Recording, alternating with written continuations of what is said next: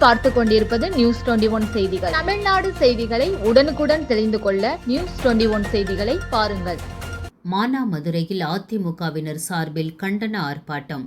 சிவகங்கை மாவட்டம் மானாமதுரை அருகே சிப்காட் வணிக வளாகத்தில் கடந்த ஒரு ஆண்டுக்கு முன்பு தமிழக அரசு சார்பில் மருத்துவ உயிரி சுத்திகரிப்புகளை துவங்குவதற்கு அடிக்கல் நாட்டப்பட்டது. இதில் தொழில்துறை அமைச்சர் ராஜா, கூட்டுறவுத்துறை அமைச்சர் பெரிய கருப்பன், மானாமதுரை சட்டமன்ற உறுப்பினர் தமிழரசி ரவிக்குமார் ஆகியோர் தலைமையில் நடைபெற்றது.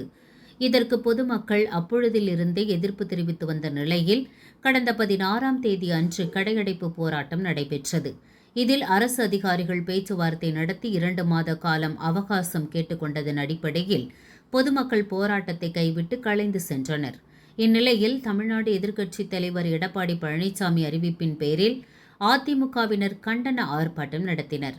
இதில் மதுரை புறநகர் மாவட்ட செயலாளர் ராஜன் செல்லப்பா, எம்எல்ஏ சிவகங்கை மாவட்ட செயலாளர் PR செந்தில்நாதன், எம்எல்ஏ சிவகங்கை பொறுப்பாளர் மற்றும் கழக அமைப்பு செயலாளர் AK சீனிவாசன், முன்னாள் சட்டமன்ற உறுப்பினர்கள் KK Umadevan, M Gunasekaran, S Nagarajan, Karpagam, Ilango ஆகியோர்கள் தலைமையிலும் மாவட்ட சார்பு அணி நிர்வாகிகள் முன்னிலையிலும் ஒன்றிய நகர கிளைக்கழக நிர்வாகிகள் மற்றும் தொண்டர்கள், பெண்கள் திரளாக கலந்து கொண்டு ஆலையை நிரந்தரமாக மூட வேண்டும் என்று கோஷங்களை எழுப்பினர்.